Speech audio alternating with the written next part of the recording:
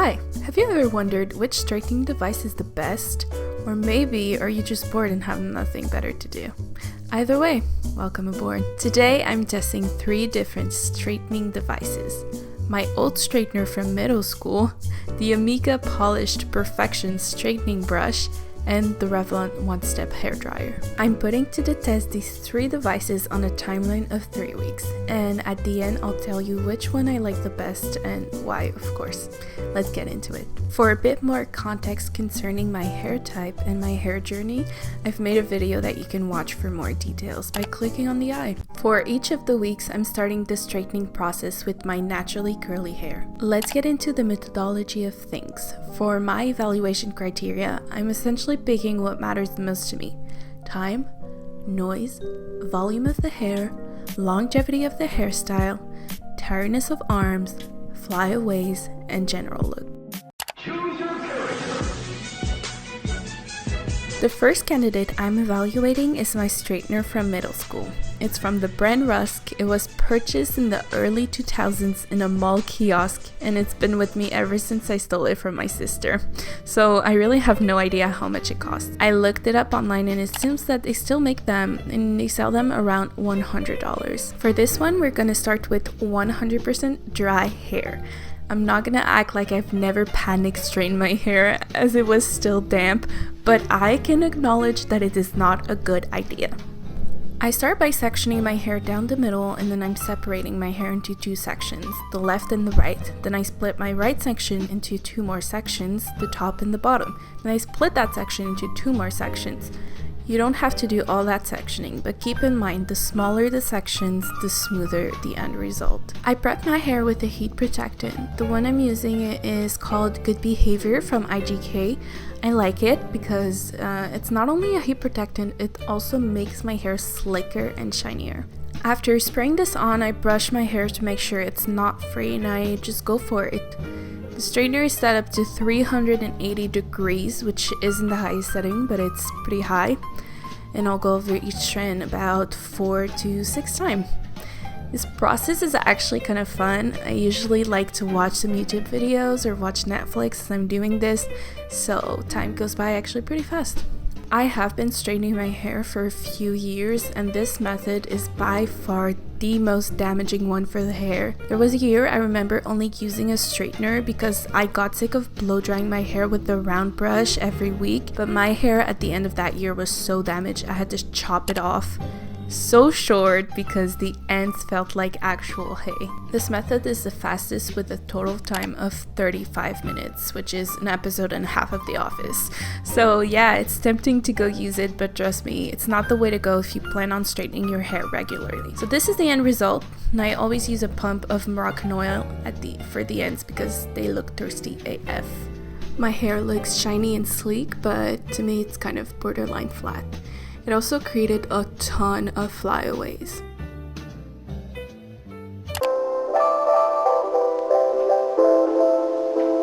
I wanted to show you how the hairstyle held up after 6 days, which is usually how far I can stretch my washing days.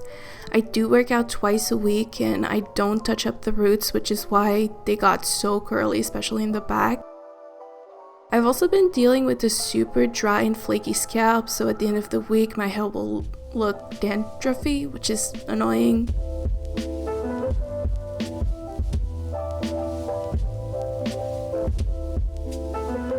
So overall for time, I give it an 8 out of 10. For noise, a 10 out of 10 because it's silent.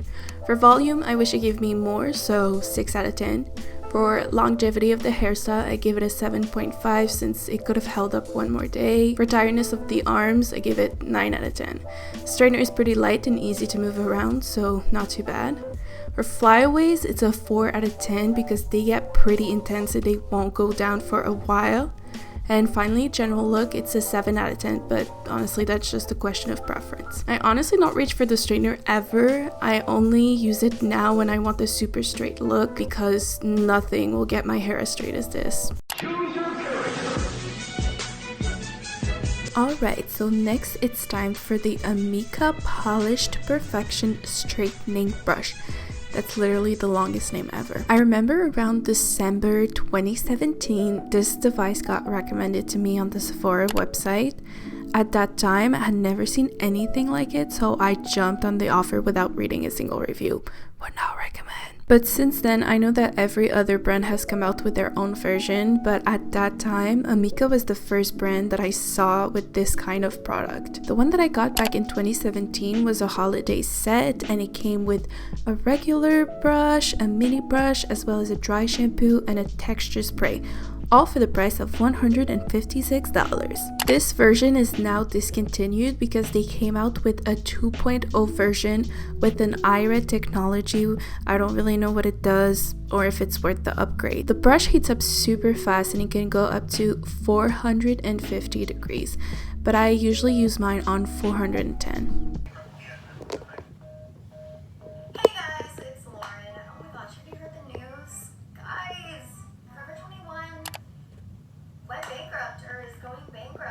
Alright, so for this hairstyle as well, we're gonna start with dry hair.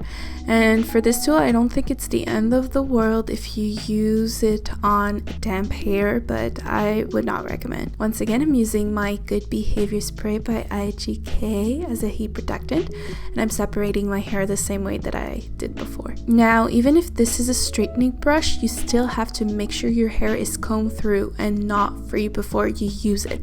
So I comb my hair and then I go over each strand 4 to 6 times to get it as smooth.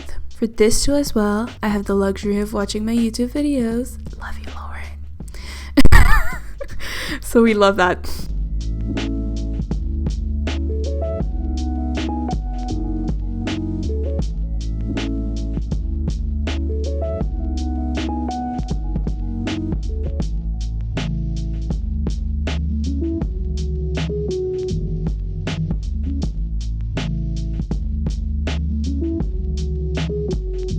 For the Amika brush, it took me 38 minutes to complete my whole head. So this is the end result, and as you can see, we definitely have more volume, more body to the hair, but it does look a little frizzy, but I'm sure if I use the highest setting, it would be less poofy. And 6 days later, I feel like this one aged great. It got a bit wavy throughout the week, but I have the same issues at the back as well as the flaking issues. So now for time, I'm gonna give it a 7.5, noise a 10 out of 10, volume 8 out of 10, longevity of the hairstyle, it's an 8, tiredness of the arms, a 9 out of 10, flyaways, 9 out of 10, and for general look, an 8.5. This brush is the one that I reach for the most often. It's been a game changer for me since I tried it. It's not nearly as damaging as a hair straightener, but it's almost just as fast, and it gives volume and body to my hair. I do have to mention though that the buildup that's been accumulating on the brush is pretty bad. I don't know if it's my heat protectant, but something is clinging to the heating plaques and it's really hard to clean. I think that's just something to consider. Hey, I'm just quickly popping to tell you that I have been getting like a really dry scalp, and I think it's due from all the straightening and the heat that I put on my hair. Obviously not good for it. It makes my scalp super dry, and then it creates these sort of hair flakies. They look like dandruff, but the root of my hair is actually not that dirty. I'm gonna try to show you better what I mean. It's kind of annoying because my hair is obviously not dirty, but with the look of the flakies, it looks like dandruff, so it looks like it's not clean. I went to Sephora today and I picked up the Briogeo Scalp Revival Charcoal plus Coconut Oil Micro Exfoliating Shampoo. That's a long name. This is what it looks like, and my sister used to use this because she had really bad dandruff and a very flaky scalp. She said that it saved her hair, and I read the reviews online. Everything seems amazing, so I will be using this tomorrow when I'm gonna wash my hair, and I'll give you guys some updates if it really helps and if it's worth it, because it's pretty expensive. This is $55, but I'm really desperate.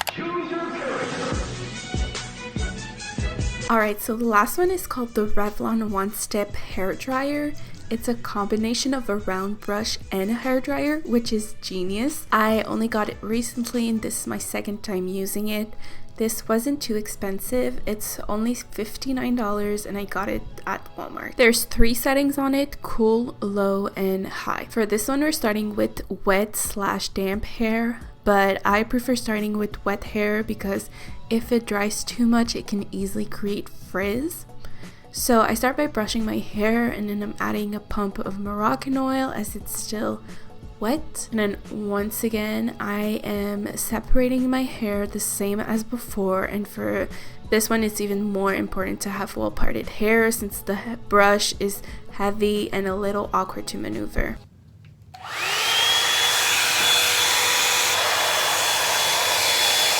Oh, sorry about that. Okay, but I wanted to let you hear how loud this thing is. It was so loud, my mom thought I was drilling something into the wall. So if you have thin walls or neighbors or you live with someone, just be careful and use it at a proper time because the sound is like unbearable. So I'm showing you in real time how long it took to do the first strand. I used the highest setting, and once I was done, I set the strand with a few seconds of the cool setting. Make sure to use the top of the brush to help you move it because that region that has bristles on it is burning hot.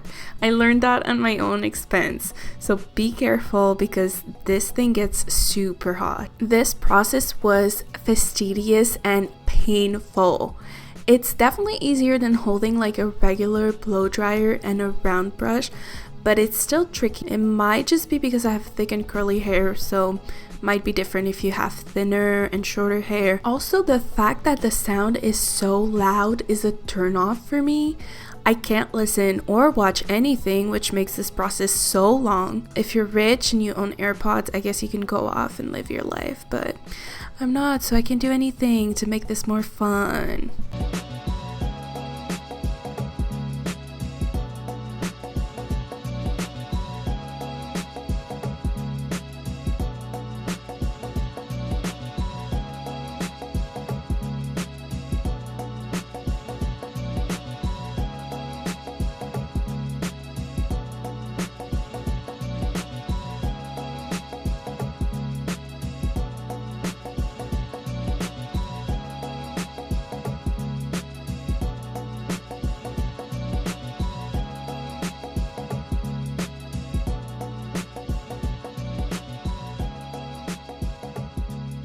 This was by far the longest process with a total time of 55 minutes. I was actually shocked because I don't think it's ever taken me this long to do my hair.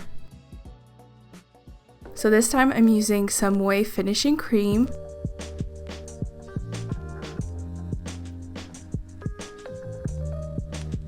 So this is the end result, and I have to say I am in love with how this turned out. This is the perfect amount of volume and body that I wanted. My hair looks shiny and healthy, and the ends look good and actually hydrated. After 6 days, it doesn't look bad, but it also doesn't look good. But that week I got rained on twice too, so there's that to keep in mind. The flaking issues still remain even after trying the new shampoo, so if you can help me with that, please leave it in the comments below. That would help so much.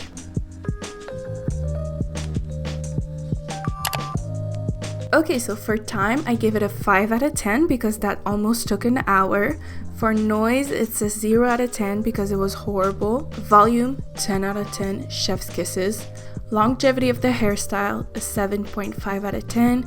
Tiredness of the arms, a 9 out of 10 because this feels like an arm workout. Flyaways is a 3 out of 10, and general look for me is a perfect 10. It's so sad because the pros for me aren't strong enough to outweigh the cons. I think this is a great tool and I don't think it's as damaging as a straightener, which is great. For me, this feels like a lot of work for something to do every week, so I would probably just use it for a special occasion where I would need my hair to look really good. Alright, so after all those tests, I can't can't say which one is the best because I feel like they all serve a different purpose, but I do reach for the Amika brush the most often because it's easy to use and it's fast. I'm also pleasantly surprised with the Revlon hairdryer and how amazing it left my hair looking. As for the straightener, I'd say stay away from it and use it as little as possible. So let me know which one was your favorite in the comments below, and I will see you in the next one. Thank you for watching.